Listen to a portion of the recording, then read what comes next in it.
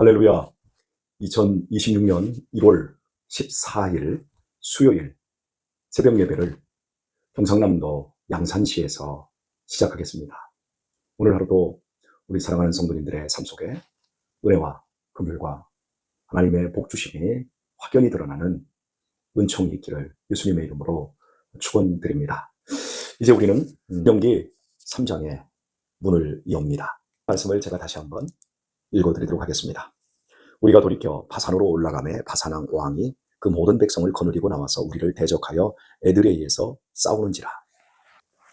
헤스본 왕 시온 세력들을 완전히 괴멸시킨 후였습니다. 드디어 가나안 땅 정복 전쟁을 본격적으로 시작하기 전 두 번째 싸움이 시작이 되었는데, 이 싸움은 바산왕 옥이 먼저 나와서 에드레이에서 진을 쳤고 그곳에서 싸움이 벌어졌음을 말씀하고 있습니다. 왜 바산왕 옥이 먼저 나왔을까요? 그것은 그들의 인접한 이웃국가 헤스본 왕 시온의 세력들이 이스라엘에 무참히 패기 때문에 그들은 방비를 철저히 하고, 방비뿐만 아니라 공격 자세로 돌려서 이스라엘을 맞이하게 된 겁니다. 그렇다고 한다면 바산왕 옥의 세력이 얼마나 강했을까를 상상할 수 있겠습니다. 이런 상황에서 2절 말씀을 보시면, 여호와께서 내게 이르시되 그를 두려워 말라. 내가 그와 그 모든 백성과 그 땅을 네 손에 붙였으니 네가 헤스본에 거하던 아모리 족속의 왕 시온에게 행한 것과 같이 그에게도 행할 것이니라 하시고, 앞전 전쟁에서 승리할 수 있었듯이 이번에도 하나님께서 이스라엘을 도우실 것이라고 약속하고 있습니다. 그 말의 첫 마디가 두려워 말라입니다. 사랑하는 교우 여러분, 우리 신앙에 있어서 세상을 이기기 위해서 가져야 할 여러 삶의 자세가 있는데요. 특별히 내적으로는 우리 자신이 하나님을 향한 사랑과 감사와, 그리고 내 자신의 구원의 은총 속에 있는 기쁨과 즐거움이 있어야 합니다. 이는 좋은 내면 세계를 가지고 있어야 한다라고 할 수 있겠습니다. 좋은 내면 세계, 건강한 또 단단한 내면 세계를 가지고 있지 못하다면 아무리 상황이 좋아도, 또 하나님께서 아무리 도우시기를 원해도 절대로 승리적인 삶을 살기는 어렵습니다. 항상 기뻐하십시오. 쉬지 말고 기도하십시오. 범사에 감사하십시오. 그리고 따뜻해지시고 너그러워지시고 넉넉해지십시오. 그리만 살 수 있다면 우리는 이 세상을 살아가는 데 있어서 승리의 첫 번째 요소를 구비하게 된 겁니다. 자, 두 번째는 세상과의 관계입니다. 세상을 향하여 부러워하면 지게 되어 있습니다.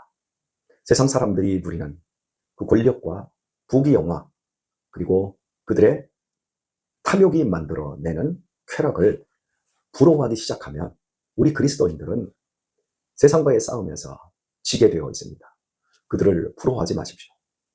그들은 이 세상이 전부이며 이 세상의 부귀영화로 끝나게 됩니다. 그것밖에 없습니다. 제가 어린 시절 공부를 처음에는 썩 잘했다가 사춘기 지나가면서 학업을 완전히 놓고 참 안 좋은 시절들을 지냈습니다. 그때 제 친구들 가운데서 공부를 잘하는 애들은 월말고사가 있고 중간고사, 기말고사가 있으면 항상 포상을 하지 않습니까? 상을 받는 자리에 있었습니다.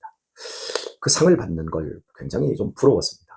또 선생님들에게 공부 잘하는 아이들은 사랑을 독차지했습니다. 저 같은 경우에는 초등학교는 저는 공부를 썩 잘했는데 중학교 넘어가서 운동하다가 다치고, 그러면서 이제 학업을 못 따라가고, 집안 형편도 너무 어렵고, 집안에서 누군가가 학업을 좀 봐주는, 지도해주는 이런 사람들이 없었기 때문에 그저 공부를 놓을 수밖에 없었습니다. 그래서 공부를 잘했을 때 선생님에게 칭찬받고 상 받던 때가 몹시 그리웠고, 나중에는 발버둥 쳐도 도저히 따라갈 수 없는 그 지경이 되니까 더 자포자기 했었던 것 같습니다. 여하튼 간에 학창시절에 상 받고 선생님에게 칭찬받던 애들이 그리도 부러웠습니다. 그런데 말입니다.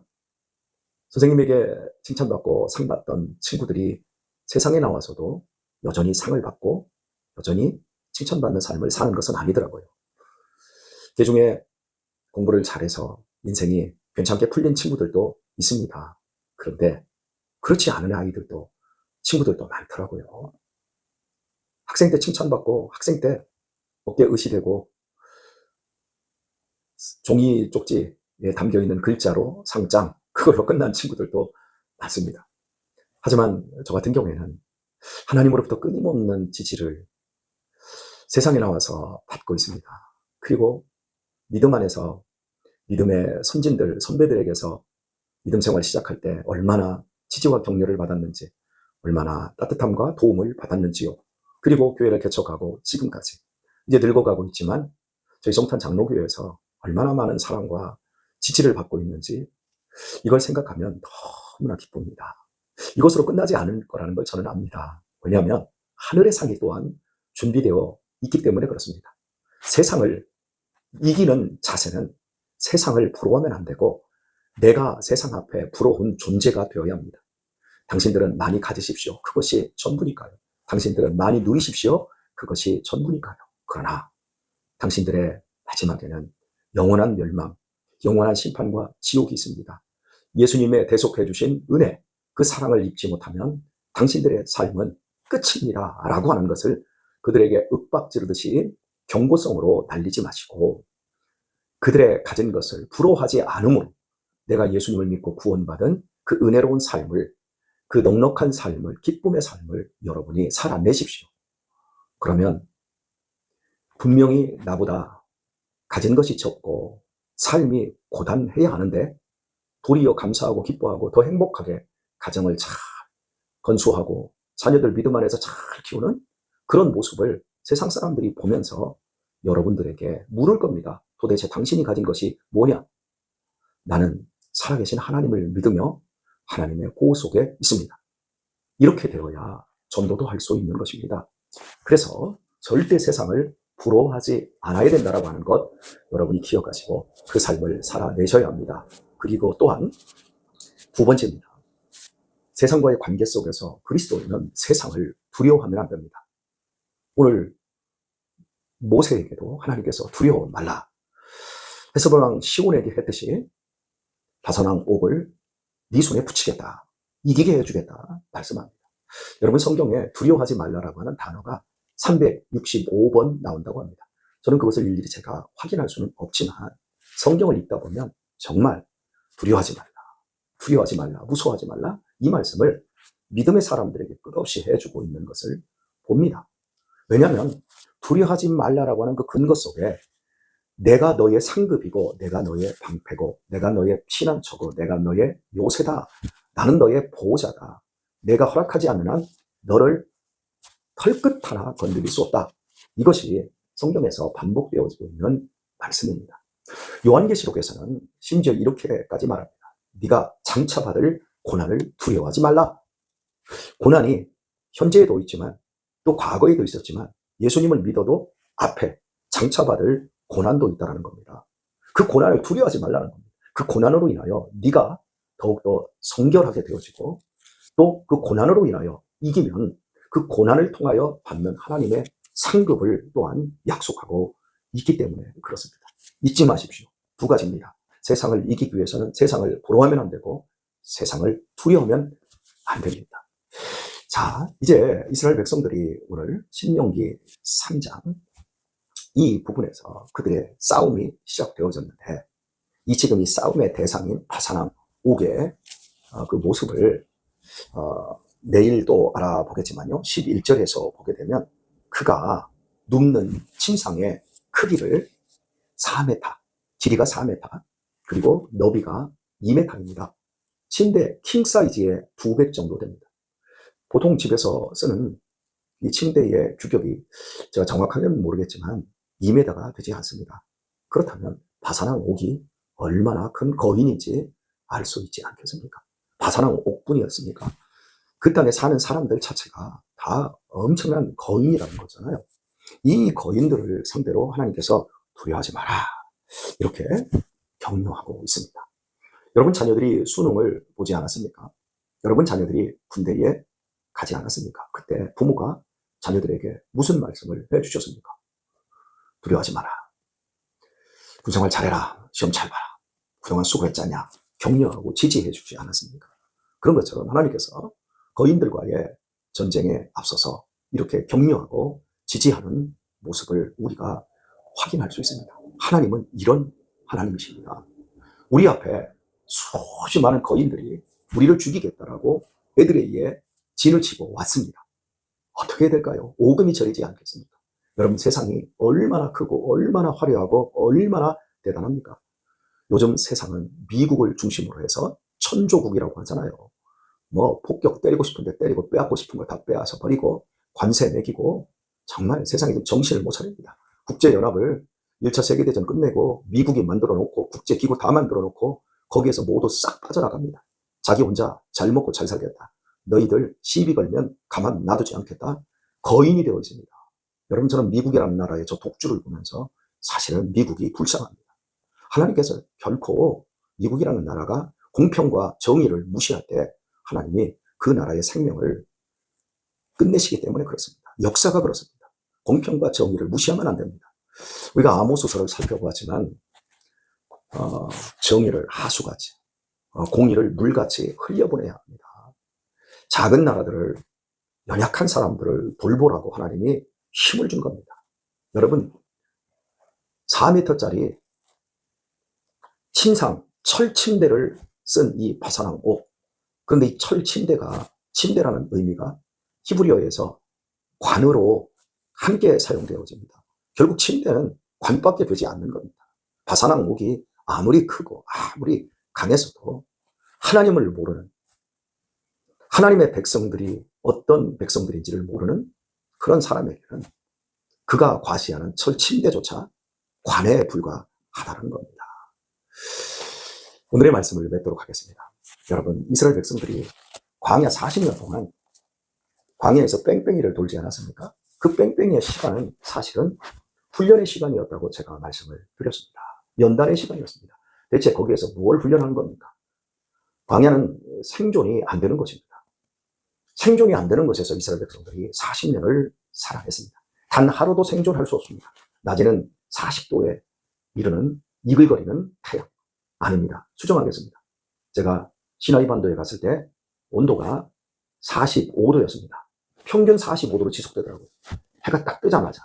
그리고 저녁에는 영상 5도 정도 유지가 되더라고요. 낮 일교차, 밤이 일교차가 엄청 심합니다. 사람이 살 수 없습니다.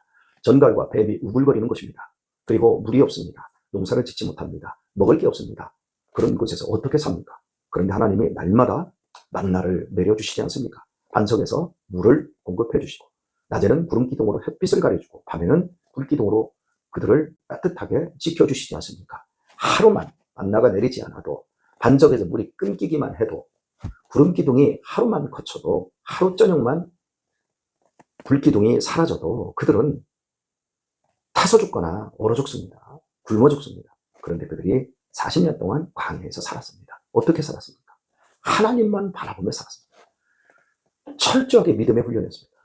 하나님만 바라볼 때 생존을 넘어 그들은 믿음의 거인이 되는 겁니다. 바사랑 옥 같은 사람들이, 세상 사람들이 거인이 아니라 그들은 거인같이 보일 뿐 그들은 이미 죽은 자들이며, 세상이 아무리 대단해 보여도 이 세상 잠시 잠깐 안개와 같을 뿐입니다. 진정한 거인은 하나님을 바라보며 믿음으로 사는 사람들이 거인입니다. 우리 그리스도인들은 작은 거인입니다. 세상 앞에 정말 작습니다만은 세상이 기독교 역사 2000년 동안 교회를, 성도들을 짓밟지 못했습니다. 아니, 짓밟았습니다. 그러나 늘 이겼고 살아냈습니다. 왜요? 세상을 이길 믿음이 있었기 때문입니다. 광야에서 이스라엘 백성들이 구름기둥과 불기둥과 만나와 하나님의 기적 만든 것이 아니라 40년 동안 60만 명의 남자들이 다 죽었습니다. 그렇다면 40년 동안 60만 명이 죽어가려면 하루에 얼마나 많은 사람이 죽어야 됩니까? 대략적으로 한 45명 정도가 죽어가야 됩니다. 이스라엘 백성들을 많게는 200만 명으로 추산했고, 적게는 200만 명, 많게는 300만 명으로 추산을 했습니다. 그렇다고 한다면 300만 명이 광야에서 죽었는데, 그렇다면 하루에 4, 2분 24, 260명 정도가 죽어가는 겁니다. 한 공동체 안에, 한 곳에 집결되어 있는 사람들 가운데서 매일같이 사람들이 250명씩 죽어나간다고 생각해 보십시오. 거기에서 무엇을 느낄까요? 그리고 또 태어나는 아이들도 그만큼 태어납니다. 삶과 죽음이 명확하게 교차합니다. 명징이라고 하는 말이 있습니다. 제가 굉장히 좋아하는 말인데요. 아주 밝게 확실하게 드러나는 걸 명징하다고 그러잖아요. 삶과 죽음이 광야에서는 명징해질 수밖에 없습니다. 우리 교회가, 공동체가 좋은 게 뭡니까? 제가 다른 교회에 수도 없이 장례가 났을 때 가게 됩니다. 그런데 다른 교회들은 장례식장에 교인들이 거의 오지 않습니다. 학생들, 청년들 거의 오지 않습니다. 가보면 그냥 중직자들 몇 사람만 있고 서빙을 보는 사람들도 상조의 직원들, 고용된 일꾼들밖에 없습니다. 그런데 저희 교회는 어떻습니까? 상인합니다. 그럼 청년들이, 학생들이 싹 갑니다. 그리고 그곳에서 저녁마다 서빙을 봐줍니다. 그리고 유가족들을 위로해 줍니다. 이게 우리 교회의 특징입니다. 그리고 시간이 되면 오케스트라가 동원되어서 함께 예배를, 애들에서부터 어른까지 함께 예배를 드려줍니다. 한 공간에, 한 공동체 안에서 명징하게 삶과 죽음이 교차되어집니다. 얼마나 아름다운 모습입니까? 여러분, 이게 공동체의 힘입니다. 제가 삶과 죽음을 강조합니다. 죽음을 들여다보지 못하면 삶을 제대로 살 수가 없습니다. 죽음 속에 삶이 들어 있습니다. 또 삶을 제대로 알 때 죽음도 제대로 파악할 수 있게 되어지는 겁니다. 현대사회는 죽음을 모두 감추어버렸습니다. 장례식장 문화로 감추어버렸습니다. 그리고 중환자실에 감춰버렸습니다. 예전에는 우리 마을 공동체에서, 그리고 집 안 공동체에서 사람들이 죽어가고 나면 그게 보였습니다. 그런데 지금은 죽음이 다 포장되어 있습니다. 여러분, 삶과 죽음이 교차하는 40년의 이스라엘 백성들, 그곳에서 그들이 삶을 두려워할 것도 없고 죽음을 두려워할 이유도 없는 겁니다. 왜? 그들 앞에 보여지는 것은 구름 기둥과 불 기둥과 만나, 그리고 하나님이 그들을 지키시는 거니까요. 여러분, 이렇게 훈련받은 이스라엘 백성들이 무엇이 두렵겠습니까? 이제 두렵지 않죠. 사실 이스라엘 백성들이, 그 선배들이 40년 전에 광야에서 왜 다 죽게 되었습니까? 거인들을 보고 그들의 성을 부러워하다가, 두려워하며 부러워하다가 원망하고 불평하며 결국 믿음의 힘을 발휘하지 못한 채, 그래, 그럼 니네 다 죽어. 그래서 하나님께서 그의 후손들을 훈련시키지 않았습니까? 사랑하는 교회 여러분, 믿음의 훈련 잘 하십시오. 우리는 거인입니다. 세상을 이길 거인입니다. 세상의 돈, 명예, 쾌락, 그런 거 너무 부러워하지 마십시오. 세상 사람들 흉내내며 살려고 하지 마십시오. 여러분의 플레이를 하십시오. 제가 우리 아이들을 데리고 국토종단을 하고 있지 않습니까? 어제도 33km를 걸었지만 오늘도 또 걸어야 됩니다. 여러분, 상상할 수 없는 거리입니다. 제 나이에 또 우리 가장 어린 초등학교 저학년 아이들, 어떻게 이게 가능하냐고 주변의 사람들이 걱정이 대단히 합니다. 그런데 이 아이들이 해낼 수 있습니다. 저도 해내고 있지 않습니까? 제가 임진각에서 해남까지 2번이나 아이들을 이끌었고, 서해에서 동해까지 2번이나 이끌었고, 또 세종시에서 부산까지 지금 이제 이틀을 남겨두고 있지 않습니까? 여러분, 두려워하면 안 됩니다. 부러워하면 안 됩니다. 오늘 제가 하나님의 말씀을 여러분에게 전합니다. 부러워하지 마십시오. 두려워하지 마십시오. 하나님이 여러분의 하나님이십니다. 승리하는 한 달 되시길 예수님의 이름으로 축원드립니다.